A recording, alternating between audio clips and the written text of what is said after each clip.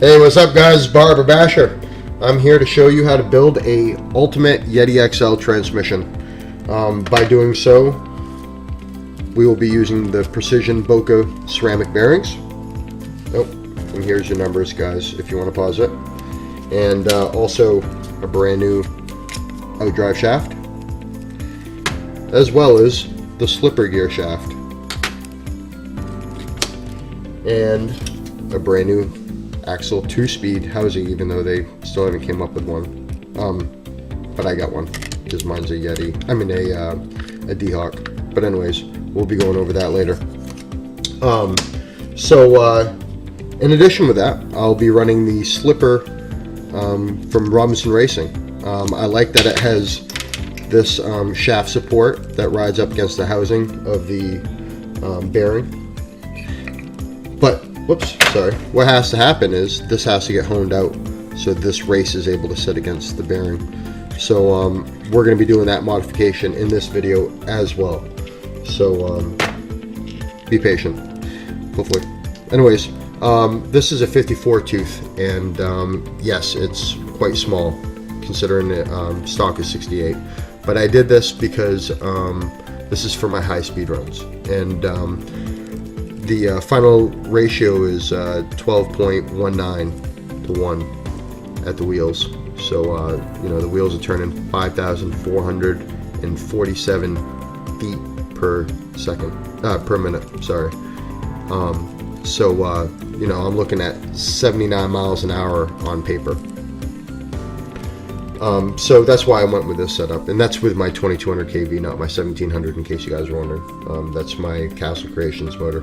I'd be doing that for the high runs, the high speed runs. But I also did some calculations where I'd be eliminating the transmission reduction of 2.3, so that would change my ratio immensely. It means that I'd have 8,169 RPMs of the tire, and that would come up to 143 miles an hour, guys. So coming up with the center diff for this thing is something that I'm on as well, and I actually have one. Might as well show you guys. Sorry. All right.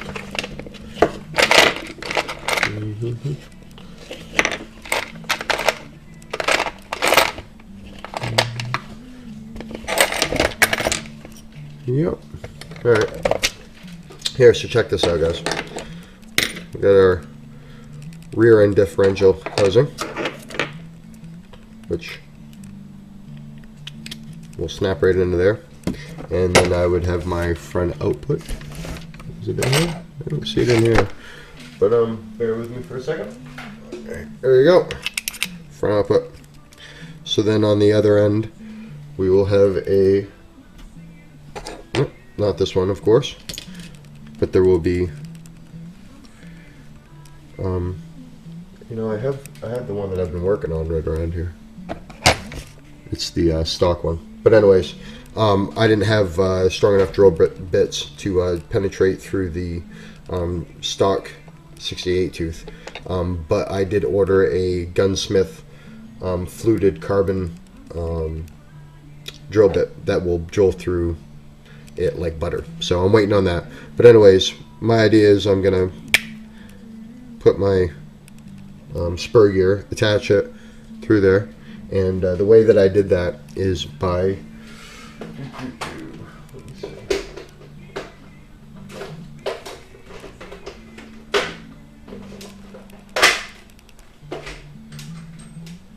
what I did. There you go.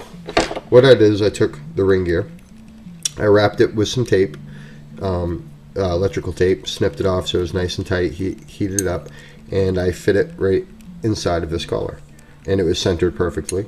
And my idea was to drill and tap 4 holes through here. That way I could assemble this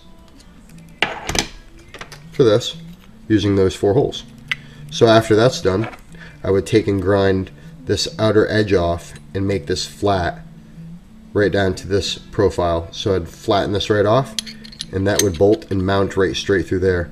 minus, of course, the thickness of all this. And then that gives me a bearing rod support, boop, for this other side, right? And this is all just thrown together, guys. So, but yeah. So it'd be set up like this. But the coolest part about all of this is we have this assembly like this. Yay, no, sort of. I got a broken output shaft, broken CV, broken shaft. Anyways, axle shaft. So I have this output from my Kirishiro kit, which is the chain drive, but I didn't know that all the other internals are all plastic garbage. I can't use plastic. So anyways, this has a really large arbor. It's like 8mm. Yep, so is this. So that's why I keep these things. I'm drilling this out, making a flat spot, boop, putting this in here, cutting this off, and then I am drilling a hole through this, just like that, putting a pin in it. But since this is going to be open-ended, I will be able to slide a third bearing support. So the whole center diff assembly will have this as a third bearing support going through into the inside of the center diff. So that's going to be pretty cool. Pretty excited about that. And that's about all I'm going to get into about that. I have to build a housing, so I'm going to set it up like the Elza center diff, where the motor is possibly riding on top, maybe off the side, most likely on top centered. That way I might be able to, I'm going to have to look at it. That's the only roadblock I found. I might end up using a larger spur, that way I can get my differential cup next to the motor, so I wouldn't have to turn it backwards. I'd rather have it next to each other like the transmission setup. In doing so, there's going to be a little bit of finagling done, and I will be posting what length CVDs will be needed to make that modification happen, so stay tuned for that. Getting back to the ultimate transmission build, a couple other things to run by real quick. I picked up my twin, because I got 4-way steer, high-tech 7950 THs. In doing so, I have to make one counterclockwise, so I got the HPP 21 Plus, which is a digital programmer, and these are the things that it's able to do. Pause. Alright, so I'm going to be doing a video also over operating this and fine-tuning, zeroing in dead points, and counterclockwise rotations. And this is the battery needed for it. It's a 5-cell 6-volt receiver battery, so you got to make sure you pick up one of those if you do get into something like this. The main reason, well, not the main reason, I mean, I needed it for two different purposes. The main reason was so I could zero in my transmission, because see all this play, it's supposed to go all the way from one end to the other in between because of the travel of the servo. It causes a lot of bindage. I'm going to have it set up so it's direct and it's, you know, zeroed in from end to end. That way it works properly, because I think with this, with the damn censored motor, it's going to be a really cool versatile rig. It's going to allow me to change my pinions, my spurs, and do all kinds of cool stuff. So I'm really excited about playing with the 2-speed with a sensor setup. So anyways, back to the actual build here, guys. We will be taking that apart. It's only been taken apart once because I blew a transmission. So this is one of my cool mods that I just came up with, that I'm sure maybe somewhere it's out there, but this is what I found to be a major issue with the transmission. So you put your pin in there. This is the stock Yeti pin, and you can see that, oh, you can see it more this way maybe. See that? I should not be able to wiggle that, and these are both brand new, okay guys? So we got that wiggle factor, okay? So then we put it in here, and look at the wiggle factor. That's almost one solid damn tooth by reduction size on here. If I'll put it in the vise and I'll show you guys, but I think this is a major problem. And of course this one's going to destroy this one at all times, because This one has a larger outside diameter, and any reflection of tolerances is going to deflect out here, because it's further out from the center of the root of the problem. So this is my mod for the transmission. Let's go over it real quick. What I did, sorry to get you guys taped down so I didn't knock you off. What I did is I took a drill bit that was broken or worn out. Well, they don't really wear out unless you don't know how to sharpen them, but anyways, this is a HSS drill bit. It's probably like a 50 on the RHS scale. So what I'm doing with them, Jump It mentioned to do it for axle pins. I'm making it for transmission pins. So all I did was Velcro this thing like this.